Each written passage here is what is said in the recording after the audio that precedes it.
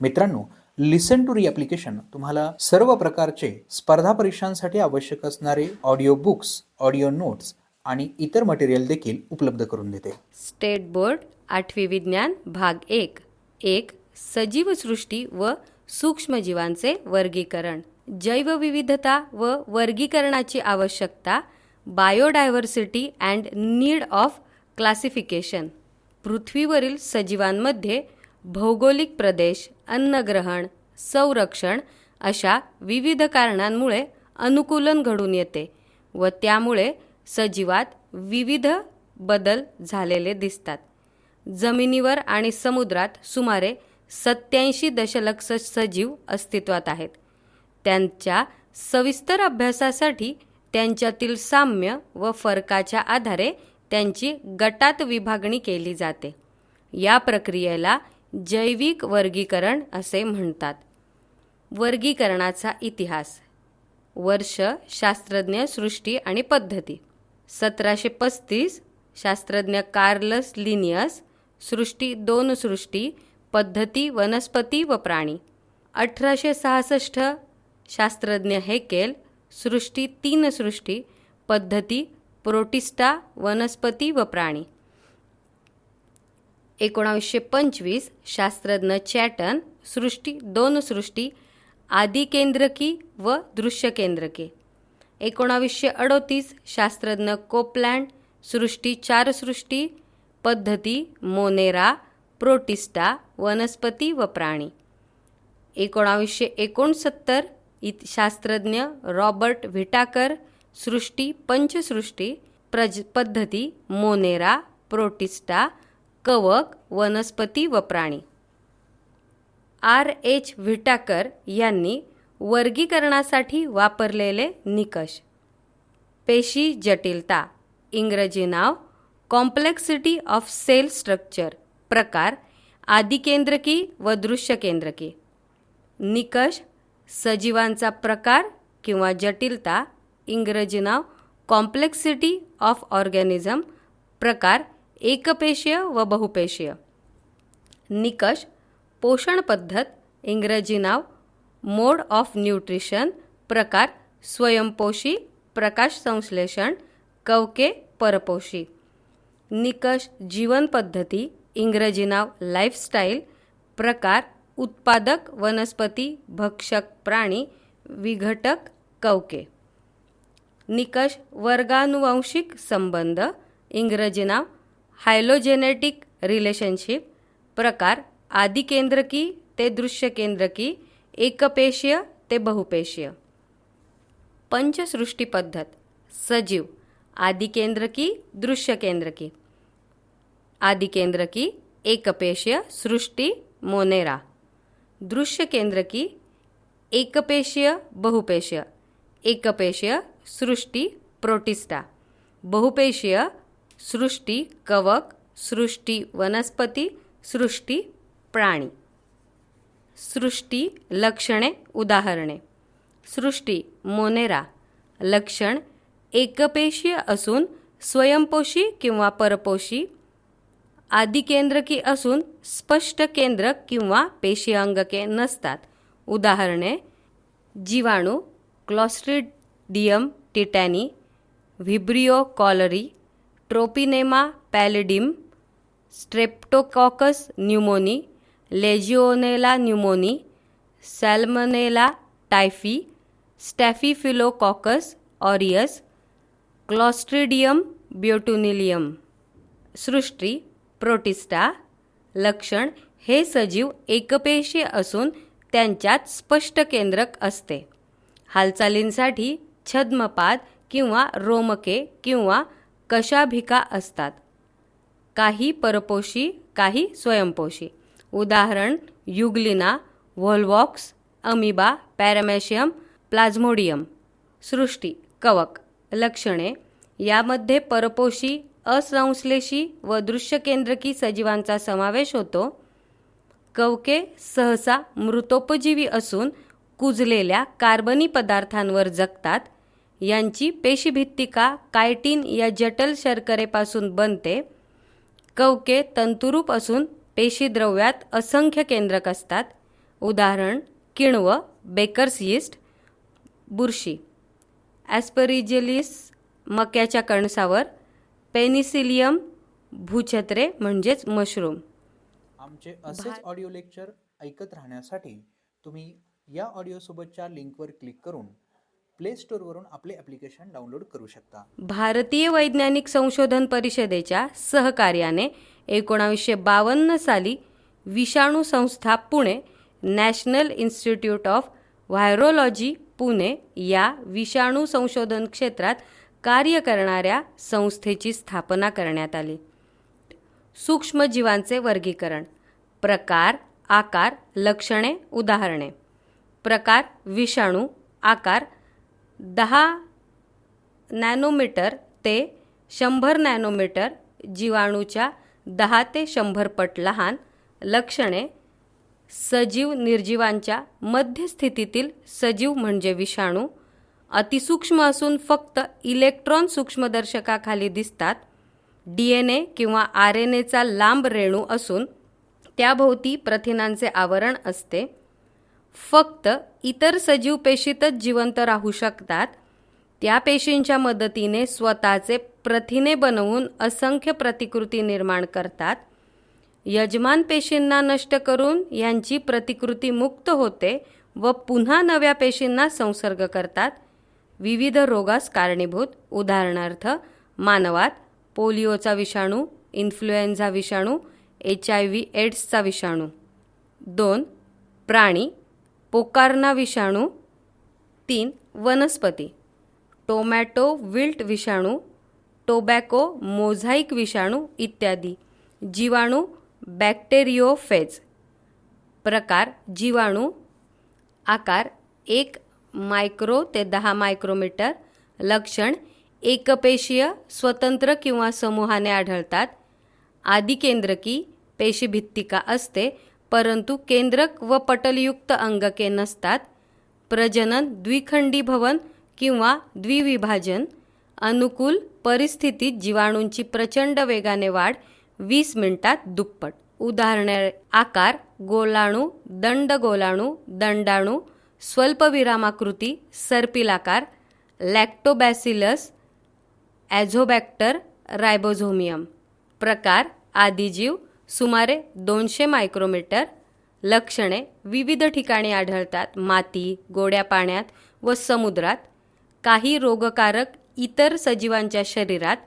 दृश्यकेंद्रकी पेशी, एकपेशीय सजीव, हालचालीचे अवयव, पोषण पद्धती यात विविधता. प्रजनन द्विखंडन किंवा द्विविभाजन पद्धतीने. उदाहरणे अमिबा, पॅरामेशियम, स्वतंत्र अमांश रोगकारक अँटामिबा, हिस्टॅलिटिका, मलेरिया, हिवताप, कारणीभूत प्लाझ्मोडियम व्हायव्हॅक्स. प्रकार कवके. आकार सुमारे 1 मायक्रोमीटर ते 100 मायक्रोमीटर. लक्षणे दृश्यकेंद्रकी एकपेशीय सजीव. काही प्रजाती डोळ्यांना दिसतात. मृतोपजीवी, कार्बनी पदार्थापासून अन्न मिळवतात. कुजणारे पदार्थ. वनस्पती व प्राण्यांच्या शरीरात कार्बनी पदार्थ आढळतात. प्रजनन लैंगिक आणि अलैंगिक द्विखंडन व मुकुलायन. उदाहरणे किण्व यीस्ट, कॅन्डिडा, अळंबी मशरूम, म्युकर, बुरशी. प्रकार शैवाल. आकार 10 मायक्रोमीटर ते 100 मायक्रोमीटर. लक्षणे जलचर, दृश्यकेंद्रकी, एकपेशीय, स्वयंपोषी सजीव, प्रकाश संश्लेषण करणारे, पेशीमध्ये हरितलवके. उदाहरण क्लोरेला, क्लायमॅडोमोनास, स्पायरोगायरा. आमचे असेच ऑडिओ लेक्चर ऐकत राहण्यासाठी तुम्ही या ऑडिओसोबतच्या लिंकवर क्लिक करून प्ले स्टोअरवरून आपले ॲप्लिकेशन डाउनलोड करू शकता. 2. आरोग्य व रोग. आरोग्य हेल्थ. शारीरिक, मानसिक आणि सामाजिकरित्या पूर्णपणे निरोगी असण्याची स्थिती म्हणजे आरोग्य होय.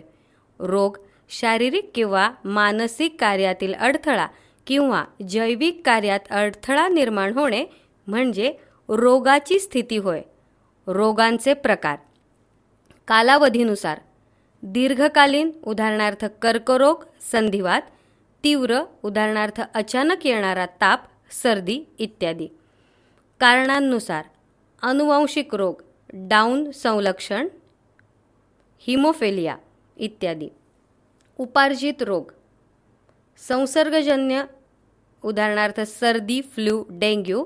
असंसर्गजन्य मधुमेह, हृदयविकार. संसर्गजन्य किंवा संक्रामक रोग, दूषित हवा, पाणी, अन्न किंवा कीटक व प्राण्यांमार्फत पसरणाऱ्या रोगांना संसर्गजन्य रोग असे म्हणतात. उदाहरणार्थ कावीळ, अतिसार, क्षय, पटकी, विषमज्वर. असंसर्गजन्य किंवा असंक्रामक रोग, संसर्गातून किंवा संक्रमणातून न पसरणाऱ्या रोगांना असंसर्गजन्य रोग असे म्हणतात. उदाहरणार्थ कर्करोग, मधुमेह, हृदयविकार. कर्करोग, कॅन्सर, पेशींची अनियंत्रित व अपसामान्य वाढ होऊन असंख्य पेशींची गाठ किंवा दुर्दम्य अर्बुद तयार होते. शरीरातील कोणत्याही अवयवात किंवा ऊतींमध्ये कर्करोग होऊ शकतो.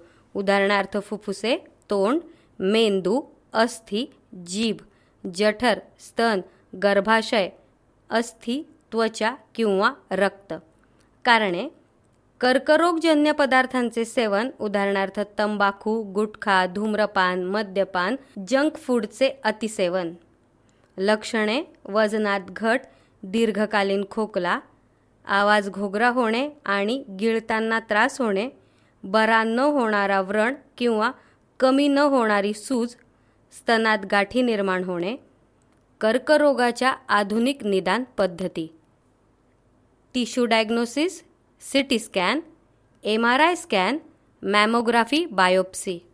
उपचार: रसायनोपचार, केमोथेरपी, किरणोपचार, रेडिएशन थेरपी, शल्यचिकित्सा, surgery, robotic surgery, laparoscopic surgery. मधुमेह, डायबेटीस, सामान्य निरोगी व्यक्तीच्या स्वादुपिंडातून स्त्रवणारे इन्सुलिन हे संप्रेरक मधुमेह झालेल्या रुग्णाच्या शरीरात तयार होत नाही किंवा अल्प प्रमाणात तयार होते. इन्सुलिन या संप्रेरकामुळे रक्तातील ग्लुकोज व शर्करेच्या प्रमाणावर नियंत्रण ठेवले जाते. त्यामुळे इन्सुलिनच्या अभावाने मधुमेही व्यक्तीच्या रक्तातील शर्करेचे प्रमाण वाढते. कारणे: आनुवंशिकता, अतिलठ्ठपणा, व्यायाम, कष्टाचा अभाव, मानसिक ताण तणाव. लक्षणे: सतत तहान लागणे, सतत लघवी येणे, विशेषतः रात्री, अनियंत्रितरित्या वजन वाढणे किंवा कमी होणे. निदान पद्धती: रक्तातील शर्करेची तपासणी, HbA1c ही तपासणी, प्रतिबंधात्मक उपाय किंवा नियंत्रण, इन्सुलिन इंजेक्शन किंवा इन्सुलिन निर्मितीची औषधे, कर्बोदके आणि मेदयुक्त पदार्थांचे योग्य प्रमाणात सेवन, रक्तातील शर्करेची वेळोवेळी तपासणी करणे, नियमित व्यायाम करणे व चालणे. जगातील देशांपैकी भारतात मधुमेहाचे प्रमाण सर्वात जास्त असून सुमारे 7 कोटी भारतीय मधुमेहग्रस्त आहेत. हृदयविकार, हार्ट डिझीज. हृदयाच्या स्नायूंना सतत रक्तपुरवठा होणे गरजेचे असते. त्या रक्ताद्वारे ऑक्सिजन पोषद्रव्ये हृदयाला पुरवले जातात. हा पुरवठा कमी झाल्यास हृदयास जास्त कार्य करावे लागते व त्यामुळे हृदयावर ताण येऊन हृदयविकाराचा झटका येऊ शकतो. लक्षणे: छातीत असह्य वेदना होणे, खांदे, मान व डावा हात दुखणे, हात आखडणे, भरपूर घाम येणे, अस्वस्थता, थरकाप जाणवणे, शौचाची जाणीव होणे. कारणे: मद्यपान, धूम्रपान करणे, मधुमेह, उच्च रक्तदाब. लठ्ठपणा, शारीरिक श्रमाचा अभाव, व्यायामाचा अभाव, सतत बैठे काम.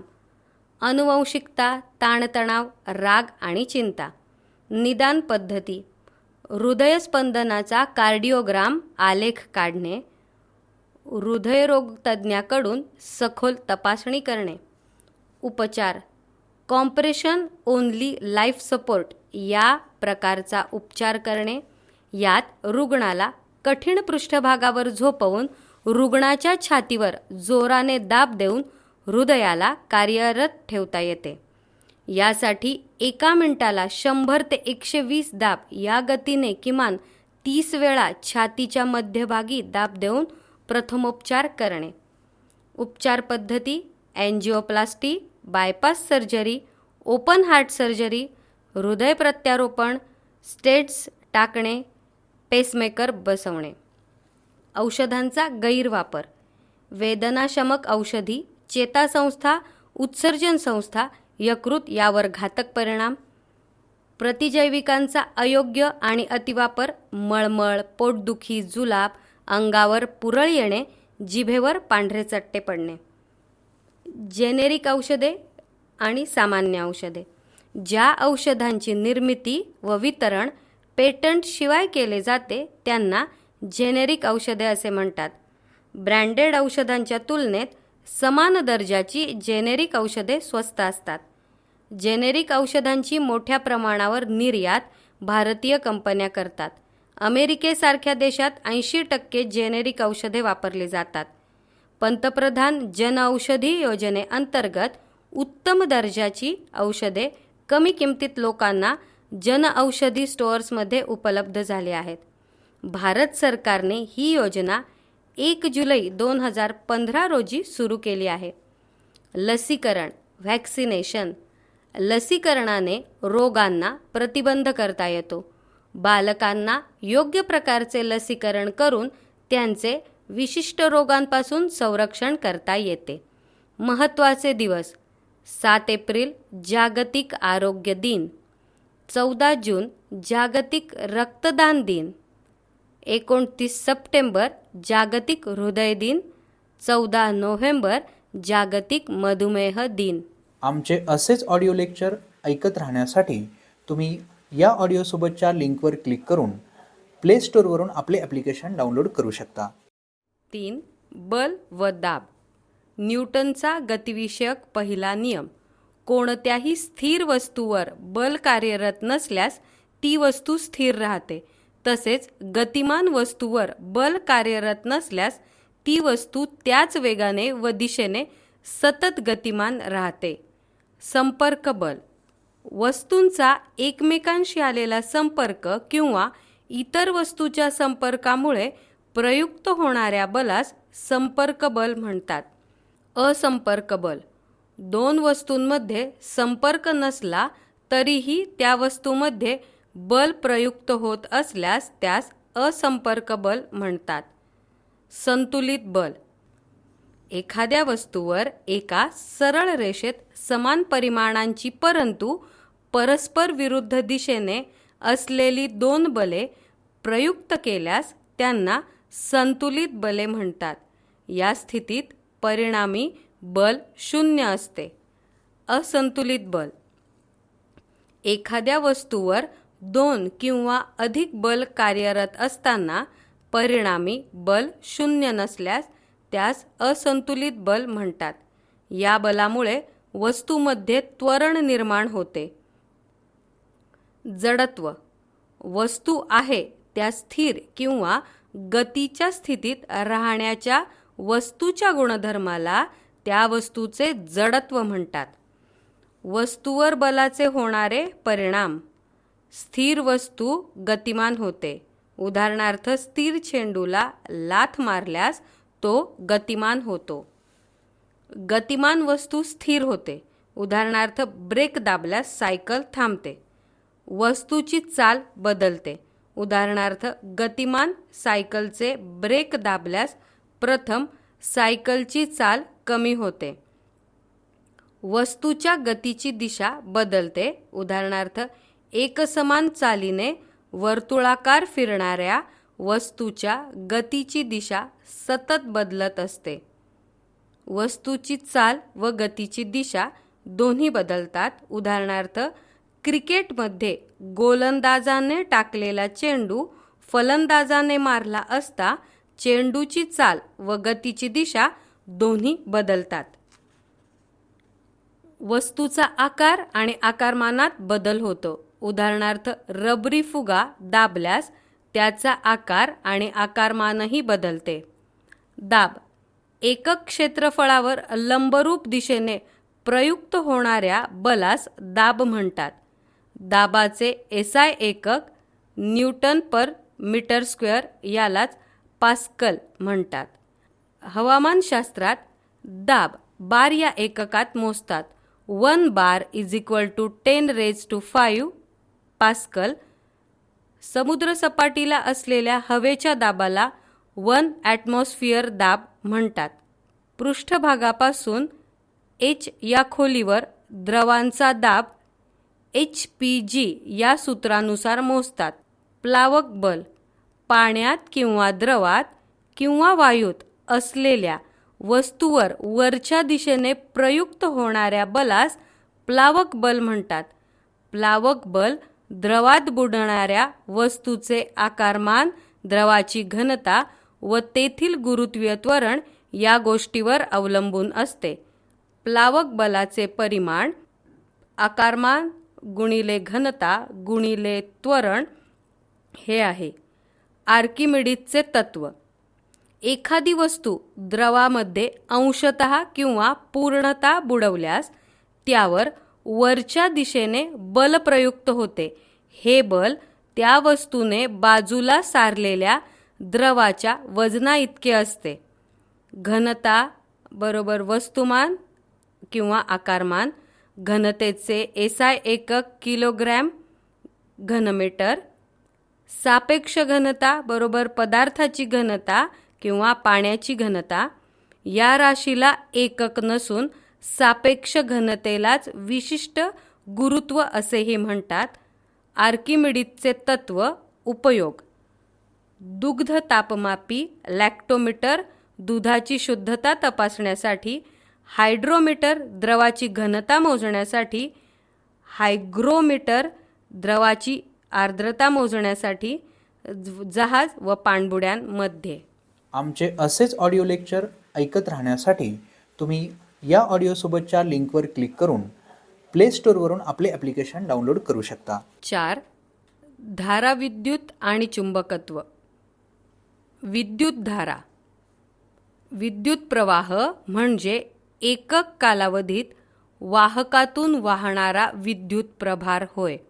याचे एसआय एकक कुलोम प्रति सेकंद म्हणजेच एम्पियर आहे. 1 एम्पियर बरोबर 1 कुलम प्रति 1 सेकंद. विद्युतधारा ही अदिश राशी आहे. विद्युत स्थितिक किंवा विद्युत विभव विद्युत प्रभाराच्या वहनाची दिशा ठरवणाऱ्या विद्युत प्रभाराच्या पातळीला विद्युत स्थितिक अथवा विद्युत विभव म्हणतात. याचे एसआय एकक व्होल्ट असून ही अदिश राशी आहे.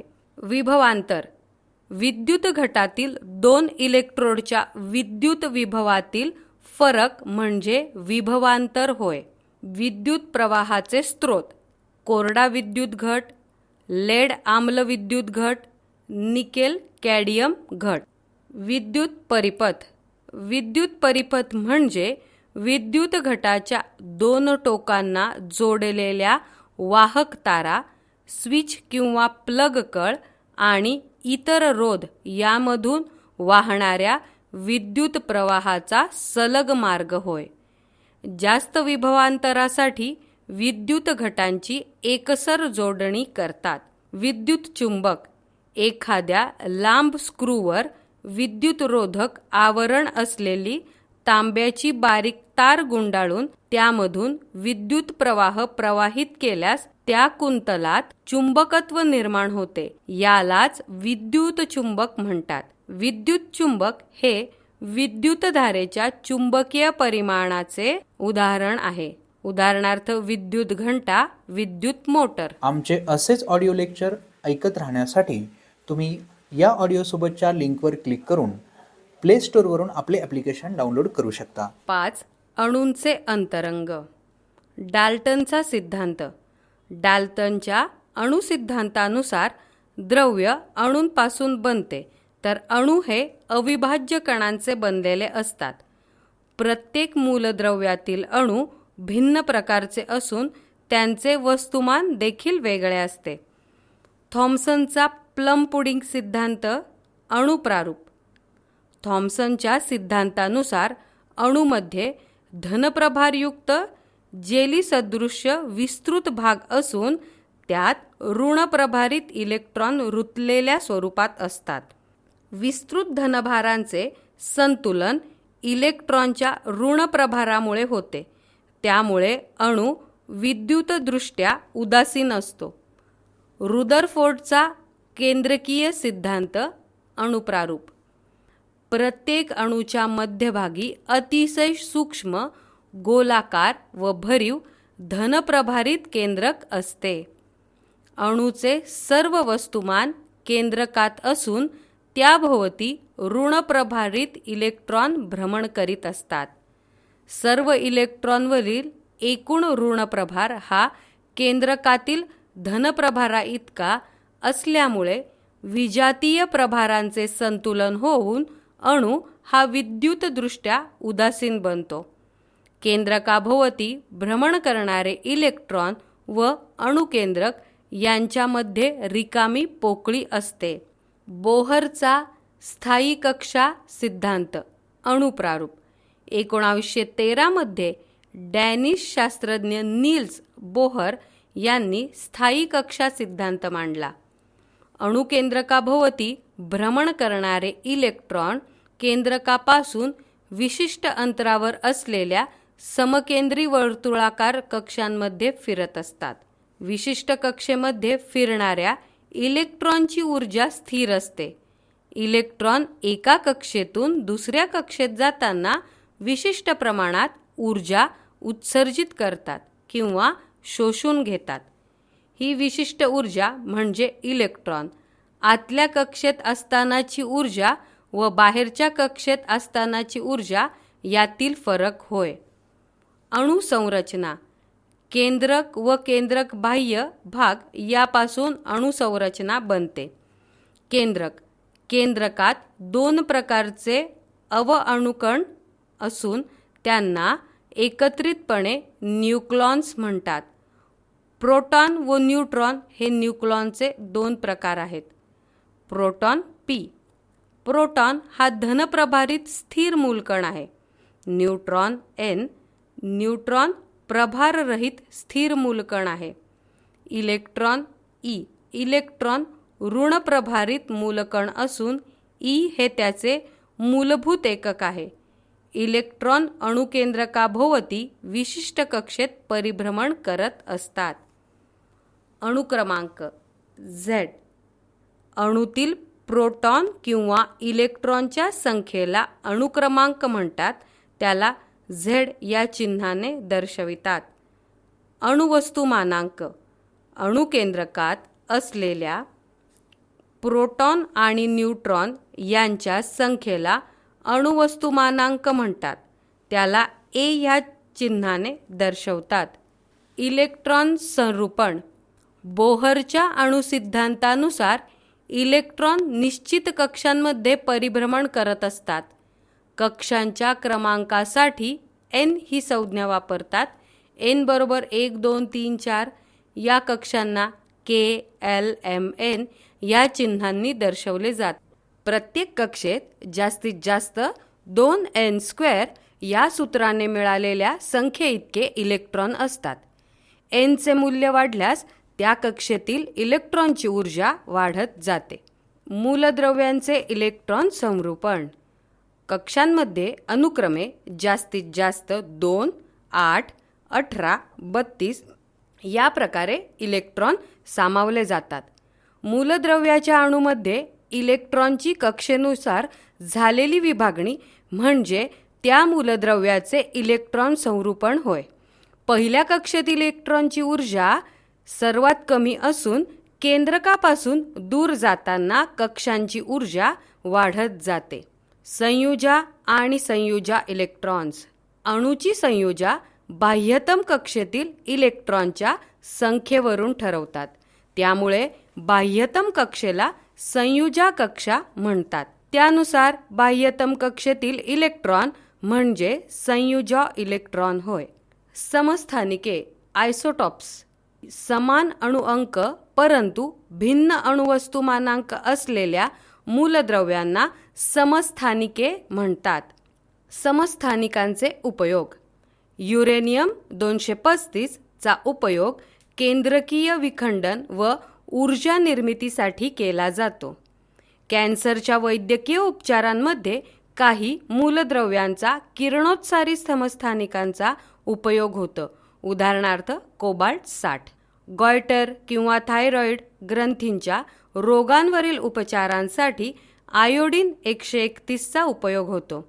सोडियम 24 या किरणोत्सारी समस्थानिकाचा उपयोग जमिनीखालील पाईपमधील भेगा शोधण्यासाठी होतो.